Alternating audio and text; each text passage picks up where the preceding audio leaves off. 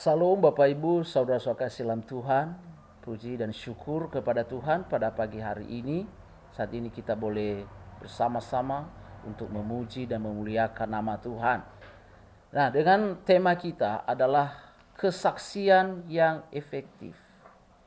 Ya, kesaksian yang efektif dengan dasar firman Tuhan yang kita ambil di dalam kitab Matius pasal 5 ayat 13.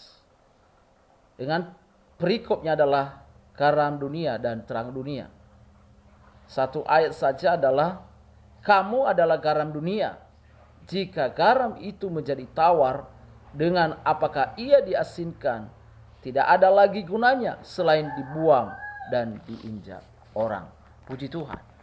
Bapak kasih dalam Tuhan, tema kita ini adalah sangat menarik sekali dan terlebih dahulu saya mau jelaskan. Tema ini kesaksian yang efektif. Mungkin bukan asing lagi bagi kita mengenai kesaksian, menyaksikan kesaksian kita sebagai orang percaya, sebagai anak-anak Tuhan. Ya, setiap hari, setiap saat kita boleh menyaksikan bagaimana kebaikan dan kemurahan Tuhan dalam hidup kita. Jadi kesaksian ini adalah suatu pernyataan atau suatu keterangan dalam setiap kita, dalam kehidupan kita, apa yang kita alami, ya, apa yang kita terima, dan tentu kita menyaksikan. Dan pernyataan dan suatu keterangan yang ada dalam hidup kita ini, itulah harus efektif, harus dapat menarik dan mempengaruhi, ya, mempengaruhi dunia, mempengaruhi semua orang, dan boleh mereka melihat bahwa betapa luar biasa Tuhan dalam setiap orang percaya. Saudara kasih dalam Tuhan, ayat ini bukan asing lagi bagi kita. Ayat firman Tuhan di dalam Matius pasal 5 ayat 13 ini. Saudara kasih dalam Tuhan, bahwa kamu adalah garam dunia. Saudara kasih dalam Tuhan, ini menunjukkan bahwa Kristus itu berbicara tentang kesaksian orang percaya dan memperbandingkan kesaksian itu dengan garam. Melalui kesaksian kita, itu orang dapat melihat bahwa betapa dahsyatnya dan luar biasa keajaiban Tuhan dalam setiap orang percaya. Saudara kasih dalam Tuhan, tentu kita sebagai anak-anak Tuhan yang kita saksikan adalah apa yang kita alami, bukan yang tidak kita alami. Itulah yang kita saksikan. Artinya kita sebagai orang percaya, yang kita saksikan adalah yang benar. Yang kita saksikan adalah yang dapat menimbulkan suatu kegerakan bagi setiap orang, sehingga mereka bisa mengalami perubahan dalam hidup mereka, mengalami transformasi dalam hidup mereka. Itu melalui kesaksian kita, ya, melalui kesaksian kita. Sekali lagi, bahwa yang kita saksikan, apa yang kita alami di dalam Tuhan, apa yang kita terima di dalam Tuhan, dan dapat memberkati semua orang, dapat mempengaruhi semua orang, dapat menarik saudara ke dalam Tuhan. Kita dapat melihat bahwa kesaksian yang efektif, ya, adalah satu seperti garam, yaitu kesaksian orang percaya harus menyedapkan. Kesaksian orang percaya harus menyedapkan. Ya, kita melihat Kolose pasal 4 ayat 6. Kolose pasal 4 ayat 6. Saudara dalam Tuhan berkata, hendaklah kata-katamu senantiasa penuh kasih, jangan hambar, sehingga kamu tahu bagaimana kamu harus memberi jawab kepada setiap orang. Saudara dalam Tuhan, sebagai orang percaya, seperti garam, itu harus menyedapkan. Ya, harus menyedapkan. Kalau dikatakan menyedapkan, itu harus disenangi, harus menyenangkan. Ya, harus menyenangkan. Artinya di dalam ayat firman Tuhan Kolose pasal 4 ayat 6 ini adalah tutur kata seorang yang percaya kepada Tuhan Yesus Kristus. Ya, seperti garam itu harus menyenangkan, menarik, ya, baik hati dan kemudian sangat ramah. Nah, ini yang seperti garam dan ini menyedapkan. Dan perkataan itu harus merupakan hasil dari pekerjaan, ya, ini dari pekerjaan daripada karya kasih karunia Allah di dalam hidup kita, di dalam hati kita. Dan kita dapat mengucapkan kebenaran itu dengan apa? Dengan kasih. Ini dia. Kita menyampaikan kebenaran itu dengan kasih. Apa kebenaran? Firman Tuhan. Hal-hal yang baik, hal-hal yang benar, yang menarik dan baik. Saudaraku dalam Tuhan, artinya dalam menyampaikan segala sesuatu itu dikatakan adalah jangan hambar. Berarti percakapan kita harus percakapan yang sopan dan ditandai oleh kesucian. Saudara, itulah seperti garam, menyedapkan, menyenangkan. Dan saya percaya bahwa setiap kita orang percaya seperti garam yang dapat menyedapkan. Dan yang kedua adalah seperti garam. Kesaksian orang percaya itu harus membersihkan. Kita melihat 1 Tesalonika pasal 4 ayat 4. Berkata, supaya kamu masing-masing mengambil seorang perempuan menjadi istrimu sendiri dan hidup di dalam pengudusan dan penghormatan. Nah, ini berbicara tentang membersihkan, menyucikan, menguduskan. Saudara kasih dalam Tuhan, bahwa di dalam juga hubungan kita dengan keluarga, dengan suami, dengan istri, itu harus baik, harus bersih.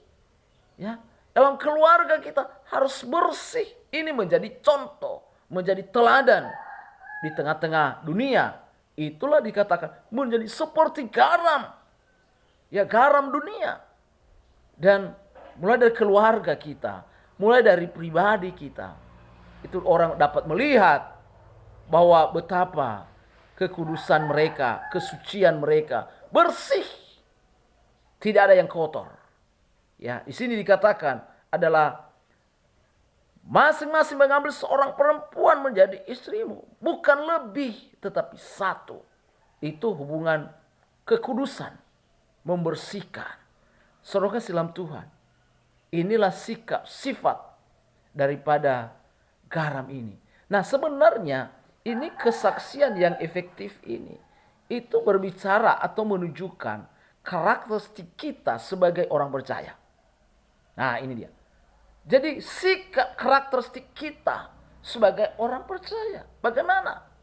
Bagaimana supaya karakteristik kita atau sikap kita yang dapat menarik orang, yang dapat mempengaruhi orang, yang dapat mengubah dunia, yang dapat dirasakan oleh dunia, yang dapat dirasakan oleh orang-orang yang di sekitar sekeliling kita. Kita tentu berpikir apa yang harus kita lakukan dan bagaimana dengan hati kita.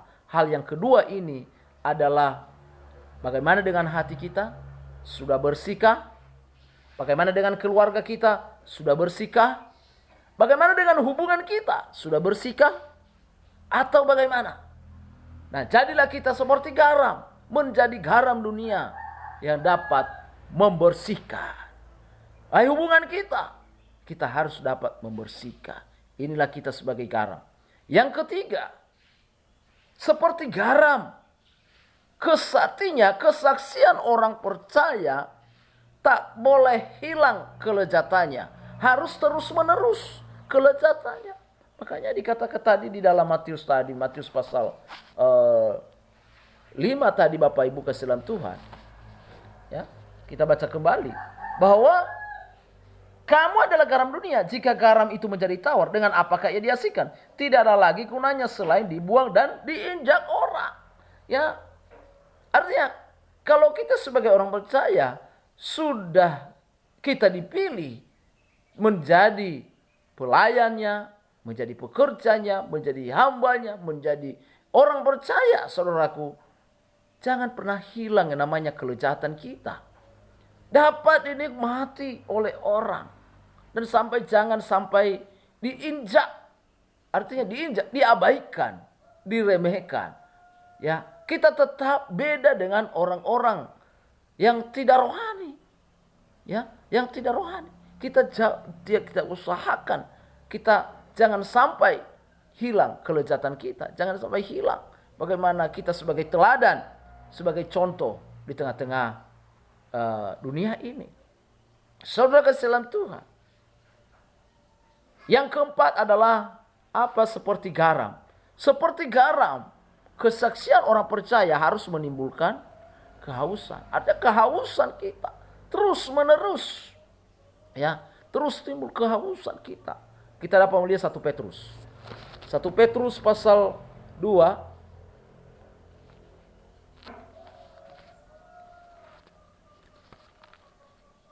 1 Petrus pasal 2 ayat 12 berkata, milikilah cara hidup yang baik di tengah-tengah bangsa-bangsa, bukan Yahudi, supaya apabila mereka menfitnah kamu sebagai orang durjana, mereka dapat melihatnya dari perbuatan-perbuatanmu yang baik dan memuliakan Allah pada hari Ia melawat kita. Nah, artinya saudaraku dalam Tuhan, ayat firman Tuhan ini, itu bagaimana kehidupan kita sebagai orang Kristen, sebagai orang percaya dapat mencerminkan Allah yang kita klaim, kita kenal dan layani. Kita harus mencerminkan Tuhan di dalam hidup kita yang kita sembah. Saudara dalam Tuhan dikatakan kemuliaan Allah adalah panggilan tertinggi dan mandat penginjilan kita. Ini yang penting, ada kemuliaan dalam hidup kita. Ini yang kita harus jaga dan terus kita timbulkan. Ya, perbuatan-perbuatan yang baik itu dalam hidup kita. Ya, kita harus timbulkan perbuatan-perbuatan yang baik itu dalam kehidupan kita tanpa batas, tetapi terus. Bapak Ibu kasih dalam Tuhan, kesimpulannya bagi kita bahwa kita dituntut di sini oleh firman Tuhan Yesus Kristus bahwa kesaksian orang percaya itu jauh berbeda dengan orang-orang yang tidak percaya kepada Tuhan. Kita dituntun supaya kita menjadi garam dunia. Saya kita sudah uraikan tadi. Dan melalui apa? Melalui kesaksian kita sehari-hari. Dan kesaksian itu harus yang menarik, harus efektif. Ya, harus efektif, yaitu pertama tadi adalah harus menyedapkan. Harus menyedapkan. Dan yang kedua adalah harus membersihkan. Dan yang ketiga adalah jangan hilang kelezatan kita sebagai orang percaya. Dan yang keempat adalah harus menimbulkan kehausan. Ini yang kita harus praktekkan di dalam kehidupan kita. Kiranya Tuhan yang terus memberkati kita. Kita meminta Tuhan memampukan kita untuk seperti garam di tengah-tengah dunia ini. Mungkin kalau kita secara pribadi kita tidak mampu, tapi kalau kita berseru, kita menyerahkan hidup kita kepada Tuhan. Kita meminta kepada Tuhan, Tuhan, jadilah saya seperti garam dunia yang dapat menyedapkan, yang dapat membersihkan, dan yang tidak pernah hilang kelezatannya, dan yang terus menimbulkan kehausan. Dan mungkin selama ini saudaraku, kita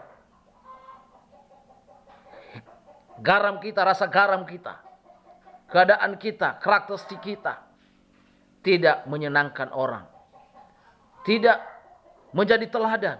Tapi hari ini Tuhan menuntun kita agar kita seperti garam yang dapat menjadi teladan dan dapat menarik dan dapat mempengaruhi. Haleluya. Terima kasih Tuhan, Kami bersyukur Tuhan menolong kami dan memberkati kami, menguatkan kami, memampukan kami. Di dalam nama Yesus Kristus. Haleluya. Amin.